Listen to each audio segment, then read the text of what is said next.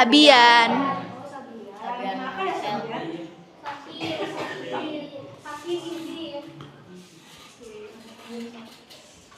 Ya tidak apa-apa ya. Ya kita sama-sama doakan semoga teman kita segera diberikan kesembuhan ya. Amin. Dan semoga teman kita bisa berkumpul lagi di kelas ini dan belajar bareng lagi. Amin.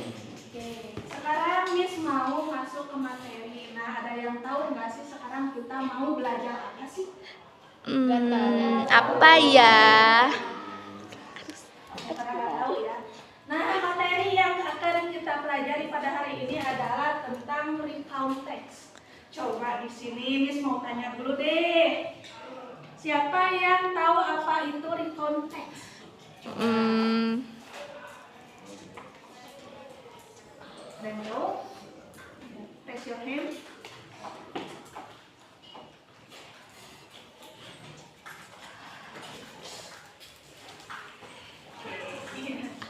Mungkin di sini ada yang pernah mengalami suatu kejadian ya, baik itu kejadian yang bahagia, kejadian yang tidak bahagia, yang menyedihkan. Coba di sini ada yang mau ceritakan nggak sih yang punya pengalaman sedih atau punya pengalaman bahagia sebelumnya? Coba ada yang mau cerita? Pakai bahasa Inggris atau Indonesia, Miss? Indonesia saja. Oke. Boleh. Aku aja, Miss, yang senang itu boleh. Iya, boleh.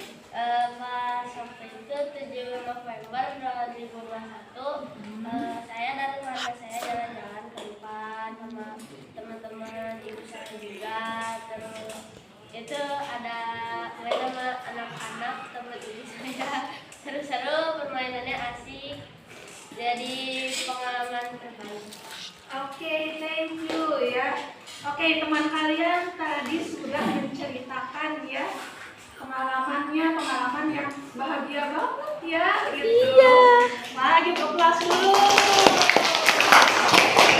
Oke, katanya main di depan itu sangat menyenangkan. Nah, berarti itu termasuk ke dalam recount text ya. Jadi recount text ini pengalaman seseorang yang sudah terjadi di masa lalu atau masa lampau seperti itu ya.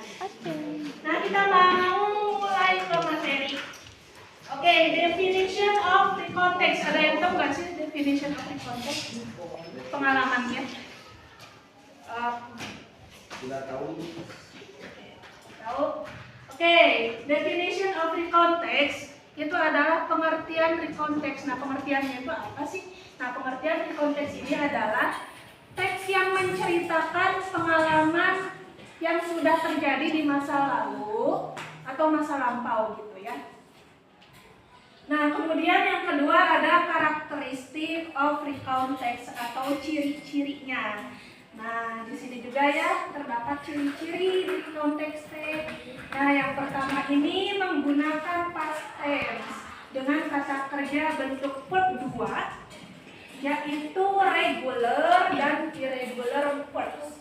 Ya, nanti kita akan bahas apa itu regular dan irregular verbs. Di sini kita lihat dulu ya. Ada kalimat positif, ada kalimat negatif, dan kemudian ada kalimat tanya. Kita perhatikan di sini untuk yang pertama ada kalimat positifnya dulu. Kita lihat subjeknya di sini. Ada I, kemudian ada she, ada they gitu. Kita lihat setelahnya ada kata kerja. Ya, di sini. I enjoy it. She shared. They went. Nah, kita mau analisis dulu nih. Kenapa sih di sini I enjoy it? Nah, di sini lihat kita menggunakan verb 2. Arti kata enjoy ini, enjoy it, itu artinya enjoy. Awal katanya itu adalah enjoy. Verb 2 berganti menjadi enjoy it ditambahkan ed. Seperti itu ya. Kemudian di sini she sell. Sell ini bentuk kata awalnya itu adalah si, bukan sell. Dan bentuk verb 2 ini berubah menjadi sell. Gitu ya, si, sell. They went. They went juga ya, sama went ini adalah bentuk verb 2. Gitu, makanya digaris bawahi di sini. Kemudian lanjut ke kalimat yang negatif ya. Di sini ada I didn't enjoy, kemudian I didn't see, I didn't go. Nah, perlu dipahami anak-anak ya. Kalau untuk kalimat negatif ini kita menggunakan atau menambahkan yang namanya did not, dan did not. Itu jangan lupa. Did not ini artinya adalah Did not. tidak. Did not. Ya. Coba kita terjemahin ya. I did not enjoy, apa artinya? Aku tidak enjoy. Aku tidak enjoy. Kemudian I didn't see. Aku tidak melihat. Kemudian I didn't go. Aku tidak pergi. Nah, kita lihat di sini ada kata kerja yang tidak memakai ed maupun tidak berubah menjadi verb 2. Betul. Jadi di kalimat negatif ini kita menggunakan didn't ditambahkan verb 1. Jadi berubah nih kata kerjanya jadi verb 1 lagi, bukan lagi verb 2. Karena di sini kalimatnya negatif dan ditambahkan didn't seperti itu ya. Di sini enjoy, see dan go ini adalah verb 1. Ya. Kemudian di sini lihat ada kalimat tanya. Nah, kalimat tanya nih sekarang kita punya did you enjoy, did she see, did they go. Nah, kita lihat di sini. Di sini itu ditambahkan did di awal. Did you enjoy, did she see, did they go. Coba ada yang tahu nggak apa artinya did you enjoy? Apakah kamu enjoy? Ya, nah did di sini berarti artinya itu adalah Apakah? Kemudian did she see apa artinya? Apakah kamu melihat? Apakah kamu melihat? Nah, perlu diingat kalau untuk she ini apa artinya? Cewek, buat cewek. Dia atau dirinya, perempuan atau cewek. She, her. Kemudian did they go apa artinya? Apakah mereka pergi? Apakah mereka pergi gitu ya. Ya, seperti itu. Dan ini sudah terjadi atau sudah dialami, mau itu 5 detik yang lalu, 10 menit yang lalu, 1 jam yang lalu. Yang jelas konteks ini berarti menceritakan masa lalu atau yang sudah terjadi gitu ya. Nah, kemudian di sini ada kalimat nih, the police stopped me on my way last night. Apa artinya? Polisi itu memberhentikanku saat aku di jalan malam itu. Nah, ya. Nah di sini lihat bentuk kata kerjanya. Dari kata stop itu kan verb 1 ya. Kata kerja. Kata kerjanya ya verb 1. Kemudian berubah nih menjadi verb 2 ditambahkan Ed. Berarti menjadi Stopped. Oke, kita lihat di sini lagi. I went to the cinema 3 times last week. Artinya apa? Aku pergi ke bioskop 3 kali akhir pekan. Ya. Nah, di sini kita lihat juga ya di garis bawah ini kata when. Karena ini juga berubah menjadi verb 2 dari kata go. Go, went. Gitu ya. Nah, kemudian kita masuk nih. Kita tadi kan udah membahas yang namanya verb 2. Tapi kita belum tahu nih apa sih yang dimaksud dengan regular dan irregular verbs ini. Oke, kita bahas satu-satu. Yang pertama ada regular verbs. Apa ini? Kata kerja beraturan. Nah, kita lihat di sini ya, kata kerja yang beraturan. Verb 1-nya accept. Verb 2-nya Accepted. Verb 3-nya accepted lagi. Verb in. Nah, ada nih verb in. Bukan verb 4 ya, tidak ada ya verb 4. Kita ada verb in. Menjadi accepting. Yang artinya itu sama, artinya menerima. Kemudian di sini ada verb 1-nya achieve. Achieving verb 2, achieving verb 3, achieving verb in, artinya Mencapai. Nah, jadi untuk kata kerja beraturan ini kita lihat di verb 2 dan verb 3-nya itu sama. Akhirannya itu memakai ed juga. Nah, itu yang disebut dengan kata kerja Beraturan. Kemudian ada irregular verb. Tadi kan regular verb nih, sekarang irregular verb. Maka irregular verb ini adalah kebalikannya. Gitu ya. Apa ini? Kata kerja tak beraturan. Betul. Misalnya kita lihat di sini. Verb satunya ada do. Verb duanya itu berubah, bukan menjadi Dua. bukan ya, tapi menjadi did. Kemudian Dan. verb tiganya done. Doing. Artinya Melakukan. kemudian Drink. Drank. Drunk. Drinking. Minum. Nah, ini yang dimaksud dengan kata kerja yang tidak beraturan. Jadi, di mana verb 2 dan verb 3 ini berubah. Oh, dari do, berubah nih jadi did, berubah lagi jadi don't. Kemudian drink, berubah jadi drank. Berubah lagi menjadi drunk. Itu yang dimaksud dengan kata kerja tidak beraturan. Seperti itu. Nah, sekarang kita lanjut ke yang kedua. Yang kedua ini menggunakan frasa waktu seperti ini nih. At 2 p.m. apa artinya? Pukul 2 siang. 500 years ago. 500 tahun yang lalu.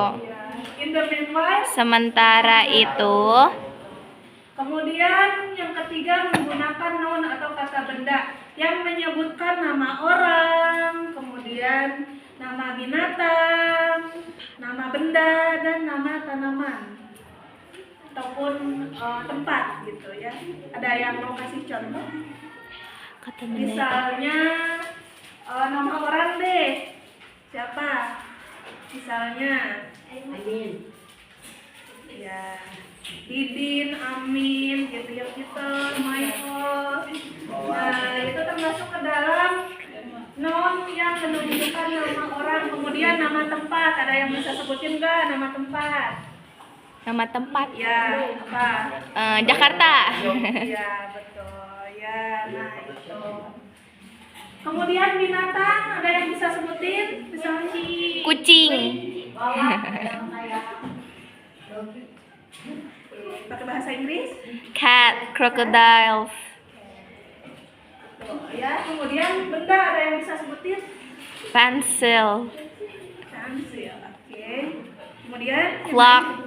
terus Table. Chair. nah itu semua termasuk ke dalam kata benda yang menyebutkan nama orang, nama tempat, nama binatang, dan maupun nama benda gitu ya.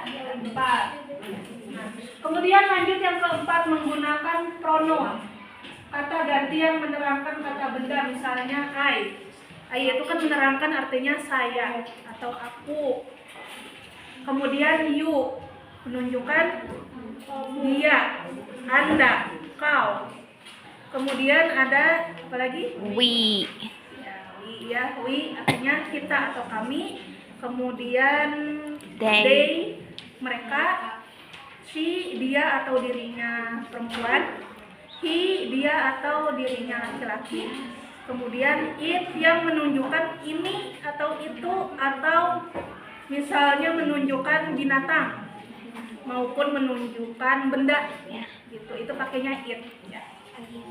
Nah, seperti itu. Kemudian yang kelima menggunakan adjektif atau kata sifat seperti handsome gitu ya. Kemudian selain handsome ada yang mau menyebutkan? Pretty. Ya. Terus ada lagi? Karismatik. Karismatik. Oke, yang lain?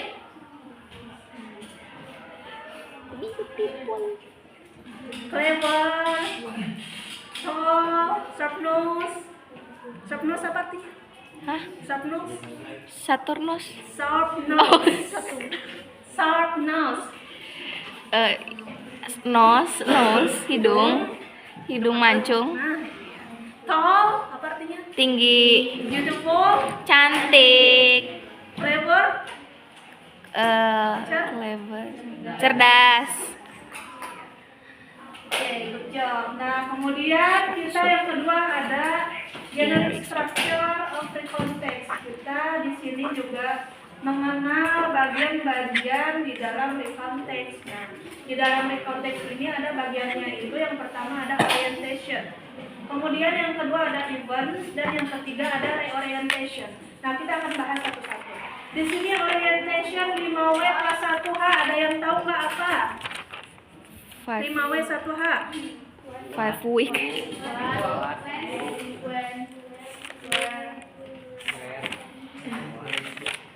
What? Terus? When? Who? Terus? Where? H-nya? Why? How? Iya. Jadi di sini itu 5W apa, kapan, di mana, apa. Hanya itu adalah how atau bagaimana. Kemudian di sini ada events atau kejadian runut yang diurutkan secara kronologis. Nah, tadi teman kalian kan sudah menceritakan tuh apa itu pengalaman dia yang menyenangkan tentang rekreasi ke depan gitu. Nah, teman kalian itu sudah melakukan analisis events atau dia itu sudah menceritakan nih kejadian yang runut atau yang kronologis yang benar-benar terjadi. Diceritakan dari mulai awalnya seperti apa, kemudian masuk ke tengah-tengah, kemudian diakhiri dengan apa gitu ya. Tadi apa kesannya itu dari teman kalian? Katanya seru katanya ya. Kemudian apa ini? Sangat menyenangkan. Gembira. Nah, teman kalian sudah menganalisis event. Kemudian ada reorientation atau reorientasi. Nah, di sini adalah tanggapan. Kita memberikan tanggapan nih atau respon atau komentar tentang cerita teman kalian liburan di Dufan kemarin katanya. Oke, ada yang mau kasih respon atau komentar tentang cerita teman kalian? Wah, seru Coba raise your banget. hand. Boleh siapa aja? Kamu mau? Respon. Iya, respon atau komentar. Tadi teman kamu sudah menceritakan, kamu kasih komentar nih. Kamu mau? Oke, boleh. Oh, oke. Komentarnya, wah seru banget kayaknya. Terus? Itu aja. Yang lain? Jadi ingin ke depan. Oh, jadi ingin ke depan. Oke, yang lain ada lagi? Raise your hand.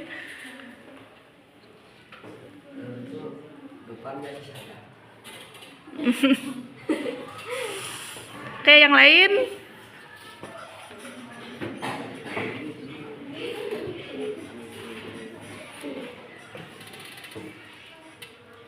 Yuk, yang lain boleh. Satu lagi. Siapa? Apa aja? Iya. Mungkin ada apa aja? Coba tanyain sama teman kamu ada apa aja di depan. Ada apa aja di depan? Ada wahana-wahana. Ada es krim Turki yang Oh gitu. Oke. Thank you.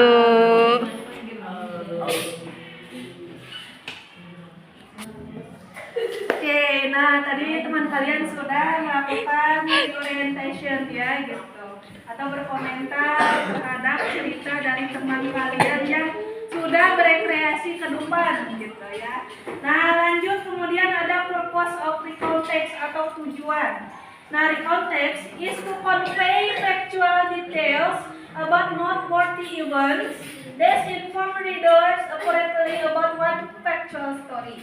Jadi tujuannya itu adalah menyampaikan informasi yang faktual gitu, tentang peristiwa yang benar-benar terjadi gitu dan tidak imajinatif. Oke, lanjut. Sekarang ke function of recall text atau fungsi. Nah, di sini kita lihat. Ada according to Gerard and Wignell pada tahun 1998.2/194. Oke, karena Gerard dan Wignell ini mereka berpendapat nih, mereka mencetuskan gitu. Recall text is to retell events for the purpose of informing and factual. Jadi teks yang menceritakan kembali peristiwa yang pernah terjadi dengan tujuan memberikan informasi yang faktual atau nyata. Itu menurut Gerald dan Mel ini. Kemudian lanjut ke language feature of recontext atau unsur kebahasaan. Nah, di dalam recontext ini ada 3 unsur kebahasaan. Yang pertama, menggunakan subjek I, you, we, they, she, he, it gitu ya. Kemudian menggunakan simple past tense tadi ya, simple past tense sudah di awal. Kemudian menggunakan kata koneksi kronologis. Misalnya ada kata then di dalam teks recontext itu ya. Kemudian ada kata first, ada kata finally, after. Then apa artinya? Dan terus kemudian. First artinya pertama, finally akhirnya, after, sesudah, before. lanjut sekarang ada example of recontext atau contohnya.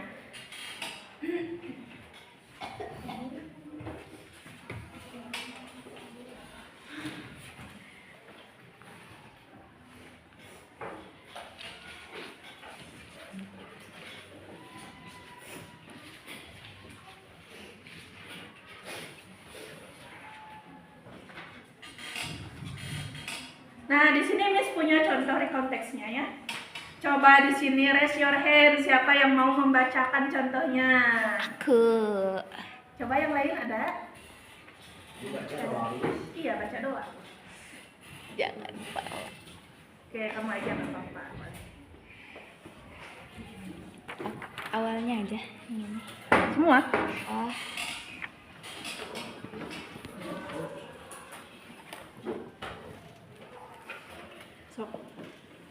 Last month, I joined the Rogu Marathon, my first marathon contest. I thought it will be a great experience for me to try out. I had to run 42 kilometers to complete it. It was hard. First, I woke up very earlier in the morning because the marathon started at 7 a.m.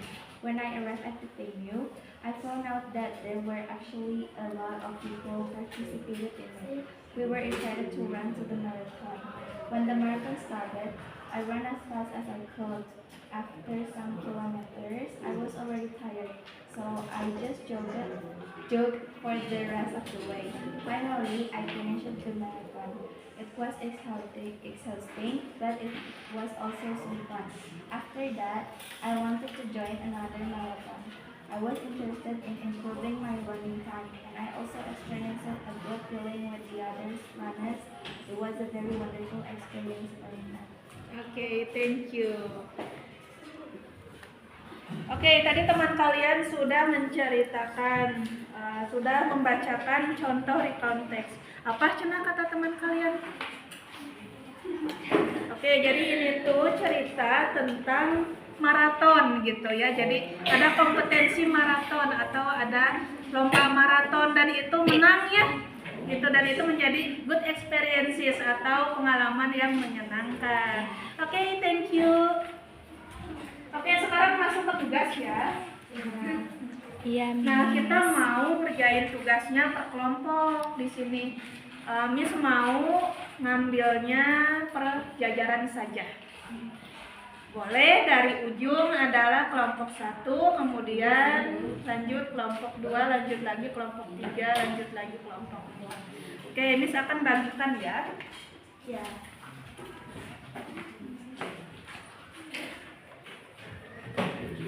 Ya, you welcome. Thank you, Miss. Oke, ini sudah kasih tugasnya. Jadi kalian baca instruksinya dengan baik, kemudian kerjakan. Di sana ada kolom. Kalian adalah tugasnya menjodohkan atau match the sentences. Gitu ya. Oke, boleh dikerjakan per kelompok.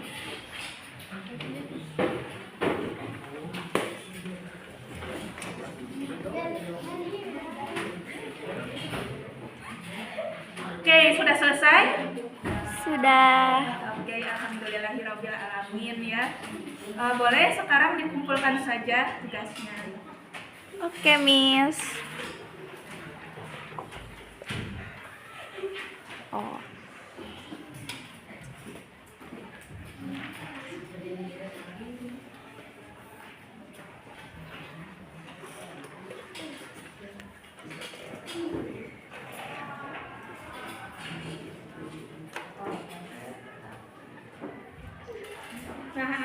Alhamdulillah ya, tugasnya sudah selesai. Sekarang kita mau mereview. Kita review pelajaran pada hari ini. Ada yang mau mereview tentang pembelajaran hari ini? Raise your hand. Memberikan tanggapan tentang pembelajaran pada hari ini, ada yang mau? Raise your hand.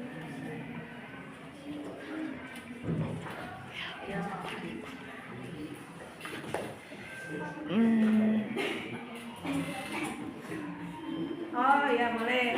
Boleh maju ke depan.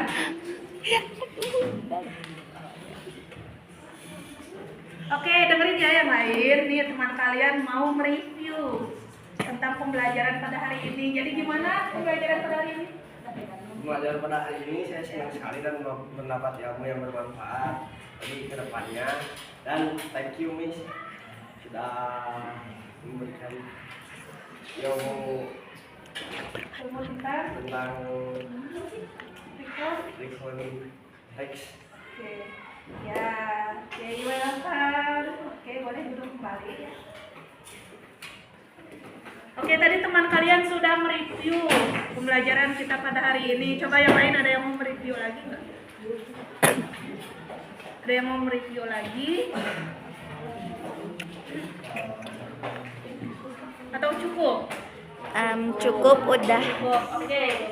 Sekarang masuk ke target profil pelajar Pancasila di kurikulum Merdeka atau Purmakna.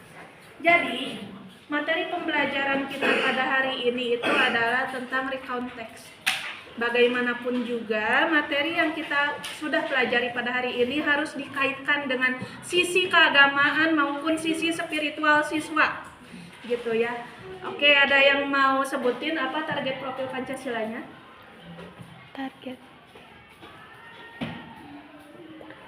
Oke, langsung aja ya. Target profil Pancasila atau target profil pelajar Pancasila ini, alhamdulillahirobbilalamin ya, kita harus menyadari bahwasannya apapun yang terjadi di hidup kita, baik itu pengalaman pribadi kita yang menyenangkan maupun yang tidak menyenangkan gitu ya, itu adalah salah satu atau termasuk ke dalam kodrat Allah ya, qadarullah gitu ya. Itu menjadi takdir atau bagian dari takdir kita ya, gitu ya. Apakah di sini ada yang tidak bersyukur gitu mendapatkan pengalaman yang tidak menyenangkan? Coba. Bersyukur. Ya, karena bagaimanapun juga itu adalah qadarullah atau ketentuan dari Allah Subhanahu wa taala gitu ya. Itu adalah takdir yang tidak bisa diubah gitu ya.